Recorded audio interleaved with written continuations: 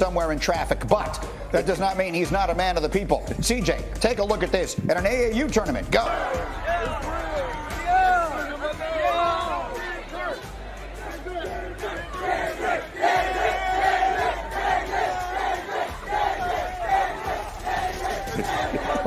CJ, what do we make of this? I love the energy. I love the AAU energy. I love Big Perk being there, coaching his son. I love the fact that he's involved as a father. Shout out to my father, Eric McCollum the first. Happy Father's Day, Dad. I hope you had a great one. Well said. Happy Father's Day to all the dads out there. Big Perk, again, will join us as we continue this show this morning because he's got to continue to face the music. But right now, it is going to be Dominique's turn to face the music. So I take you back. This goes starting last week. Actually, it goes all the way back to last August on First Take. Hit it. I hate to say this right now, but to be honest with you, I don't see the Golden State Warriors bringing home another championship. Y'all gonna sit on First Take. You and Dominique Foxworth are going to sit on First Take and say that Steph Curry will not be in the conversation for a championship in the next 4 years. Clearly remember some experts and talking heads putting up the big zero of how many championships we would have going forward because of everything that we went through.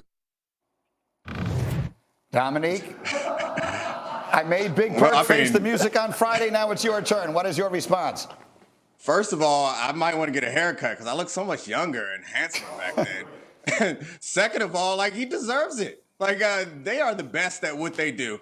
And we sit on here week after week and find ways to critique the very best of all time. If he wants to spend any bit of his press conference after winning a championship dunking on the doubters, I am here for it. I want to celebrate it. I hope next time it ain't me, but I do appreciate that a lot more than if he got up there and said, we did our best. I don't listen to the noise. I don't want the lies. I want the honesty, even if it is petty. It was a lot more fun for all of us to be involved in. Just next time, I hope I'm right.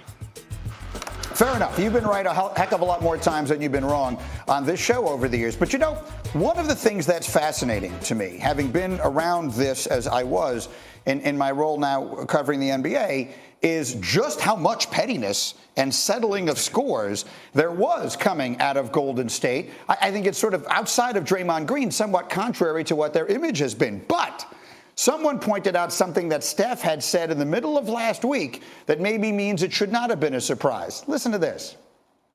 I'm the petty king, so I know all about everything, and I use it as entertainment and just have fun with it. He's the petty king. Now, A, that's not the image that I think most people have of Steph Curry, but B, it is also a fascinating insight into the psychology, I think, of the modern athlete. You're Steph Curry, for crying out loud. You're one of the greatest players of all time. You have eagled the whole of life, and yet you are paying extraordinary attention, Tim Legler, to the things that anyone is saying about you. You're watching First Take on August 4th, and you're worried that people are holding up little zeros about how many championships. Tim Legler, what do we make of that? Look, I don't know if he's the petty king, if he's Petty White, Petty Crocker, Richard Petty, whatever name you want to use. All right, listen, here's what I know.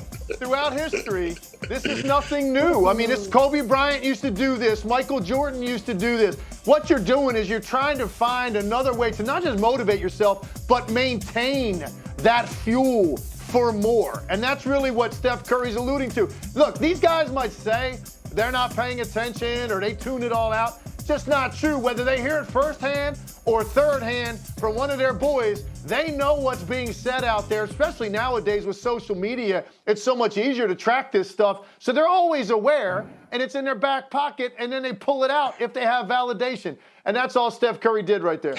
How about it, CJ? You're a current player, so you're sort of more a part of this. And you actually have been very active in the media long before you came here. So you have a real sense of all of this. What do you think of that? I love it. I think Tim hit on it perfectly. The great ones, the average ones, we all watch everything. We watch every interview, and if we're not watching it, our mama's watching it, our cousin's watching it, our auntie's watching it.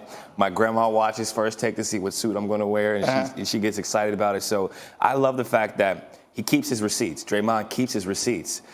Draymond had a tweet that was very indicative of how all the Warriors feel right now. He said, debate with your mama. basically telling people you can argue our greatness, you can argue how good I am as a player, you can argue about my attitude, you can argue about me recording podcasts in the middle of the finals, but you can't argue about these 4 rings that I got. You can't argue about my defensive player of the year, you can't argue about my first team all defense, and you can't argue about Steph Curry because he's seen everybody talk about how he doesn't have a finals MVP, how he hasn't driven his own bus. Well, now he's built the bus. He's built the city up basically from scratch, and they're printing money out there in the Bay. Yeah, I mean, he built this new building that we just spent the last couple of weeks in. Like, how about it all, Dominique? What do you think? Yeah, I mean, the point that you made earlier was like, you're Steph Curry, why are you listening to all this? We don't treat them like the great players that they actually are. Like, we spend all these months being critical of them, so I assume that they don't feel that way.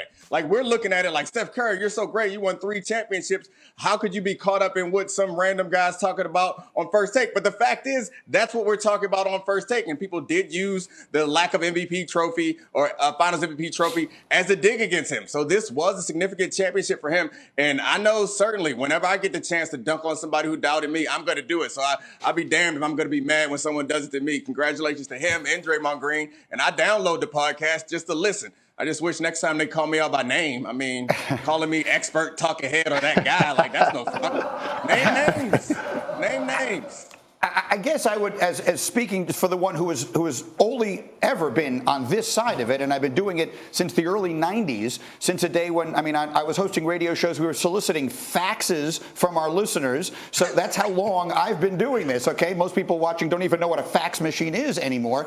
The point is, no one is questioning Steph Curry's greatness. You guys weren't questioning whether Steph Curry was great or not. You were asked a question. Do you think they will win another championship? It's a perfectly reasonable opinion at that time, Dominique, to have said, no, I don't think so. You're not insulting Steph Curry. I certainly agree with what you're saying, but that's not how you experience it when it's you. Like when somebody is saying something the slightest bit critical of me or showing some lack of confidence. When I got my first scholarship offer in high school, my teacher was like, hey, you need to take that scholarship to Duke because you may not get into another school. Duke was not a football school. I was insulted by that. She thought that she was just saying the thing that would help me out. So like, I understand the point. From her perspective, it's like, let me tell this guy some good advice or whatever. From my perspective, it is, she thinks I can't do anything. And I can't speak for Steph, but when people are being critical of you or doubting you, it feels a lot more personal and it feels like a dig. I'm sure Steph Curry didn't lose any sleep over me holding up a 0 sign, but it sure feels good to be able to dunk on somebody afterwards. Speaking of which, I need to call my teacher. Okay. Well, the Warriors have won 4 championships over the last 8 years. One of them before Kevin Durant, 2 of them with Kevin Durant, and now one of them since. Friday, here on this show on Get Up, Charles Barkley was talking about KD's legacy now that his old team has returned to the top of the mountain. Here's what he said. Before KD gets that great respect from all the old heads, he's going to have to win a championship as a bus driver.